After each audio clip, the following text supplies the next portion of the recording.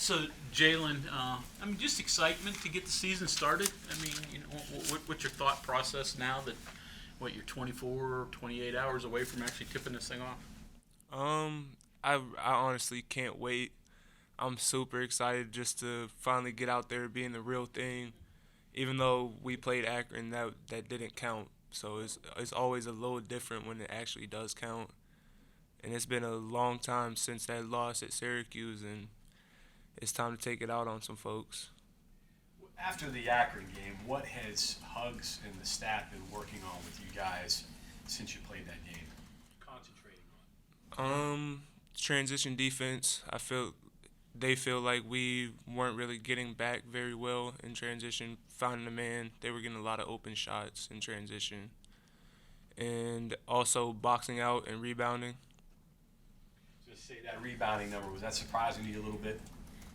Yeah, I really didn't feel like they were out rebounding us until they actually told us that they did, and I was like, but we've been doing a lot of box out drills, 2-on-2, 5-on-5, and just kind of letting guys learn the technique of actually boxing out, and it's helped a lot. So transition defense and rebounding are the two big things they've been hard on. Yes. Gotcha. Jalen, you mentioned the Syracuse game, and a couple other guys in the weeks prior have also, I think Gabe kind of talked about it too. How much of that loss was like a motivating factor for you guys in the offseason coming into this year? Was it ever discussed, or is it just something maybe didn't play a part at all? It always kind of comes up because we were one win away from being in the 16, two away from being in the Elite Eight, so it stings a little bit still. I feel like we could have made a way deeper run, and we kind of just fell short, came out flat last year.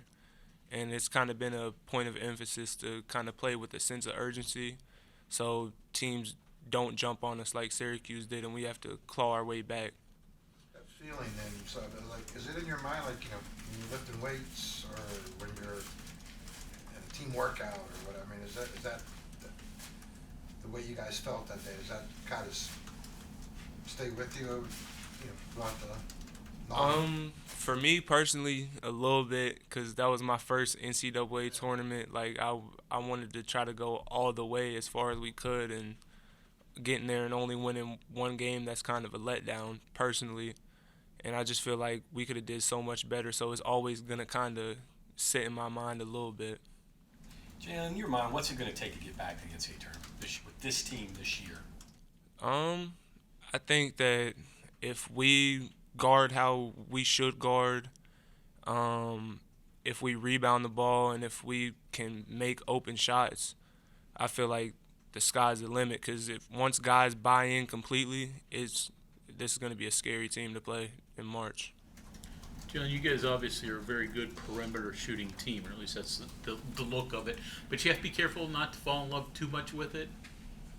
Yeah, I would say sometimes we kind of settle for like our first open three, even if there's a driving lane available, throw it down to the big inside.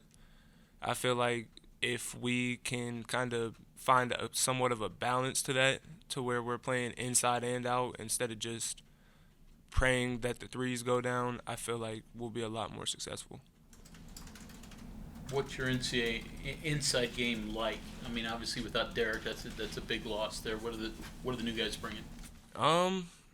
Isaiah brings a lot of versatility. He can either face up down there, score with his back to the basket. Gabe's improved tremendously offensively. He's finishing at the rim better than ever. Paulie's just a physical, dominant force down there. And Damon's just athletic, like I've never seen before in my life. And then Cindy's also been practicing really well. So we have a lot of different weapons that we can kind of utilize. And even Taz and Sean might get down there. I might get down there if we have a smaller guy on us. For yourself, you may have to play 4 this year. I guess mainly a 3 last year. So big difference, is it? What's it like for you to do that? I would say defensively last year I was playing the 4 a lot, but whenever we went to our sets, I was the 3 on offense. But it's honestly to my advantage other than defensively. If I get backed in the post, there's really not much I can do other than try to get a hand on the shot. But offensively, it's a mismatch. It's going to be a slower man on me, so I'm going to have to make the most of that opportunity, create for myself and my teammates. How was Kedrian been? I mean, obviously he got nicked up there in that exhibition game. How's he been since then? He's back. He's back to 100%. His stitches kind of healed up, but he's just a defensive pest. Like, I've never seen anything like it. Jalen, what did you learn from the NCAA Tournament experience last year and about playing postseason and about yourself? I mean, that's something you don't experience till you get there. I would say that all the little things really, really matter, especially on a stage like that. Everyone's playing like it's their last go-around, it's their last game. So if you're not bringing that 100% intensity every single play, then your team's not going to end up being very successful. I kind of wondered the feeling going into this year as opposed to last year. There was so much unknowns last year in terms of, you know, the pandemic and, you know, games getting added onto the schedule at the last minute and, you know, testing every, you know, you didn't know if you were going to play 1 week or the next. A year later, does it just kind of feel like normal life? I mean, kind of, you know, I'm sure it's a lot different than last year. Yeah, it's a lot different. Just seeing the fans packed in the Coliseum. Like last year, I'm not sure if we got over 25% capacity, and now we're back to 100. Sometimes on the road, it was like COVID didn't exist or something, and they had packed facilities. But I'd say it's kind of back to normal, like what I'm used to. Like my redshirt year, just every game, it was like the crowd was electric, home or away. So I'm excited. I'm excited to play in front of big crowds.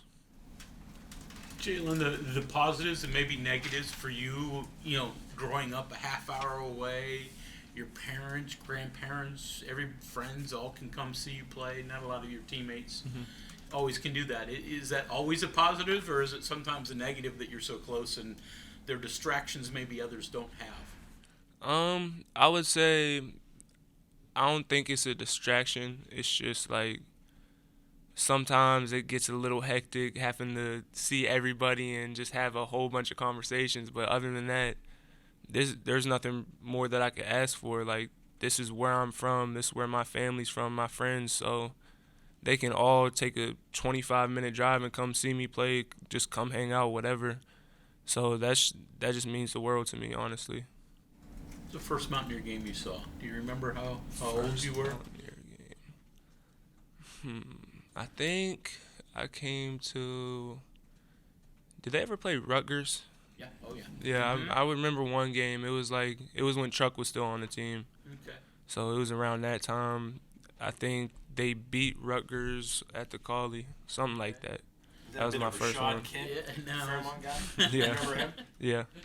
So make us feel, how old were you at that point? That would have been 12, 13? 2009. I was born in 2001. 8, 9. Okay, you make us feel old. So obviously, what didn't leave a huge impression on you. Nah. Truck has a way of doing it. He's a great dude. At least you remember Truck.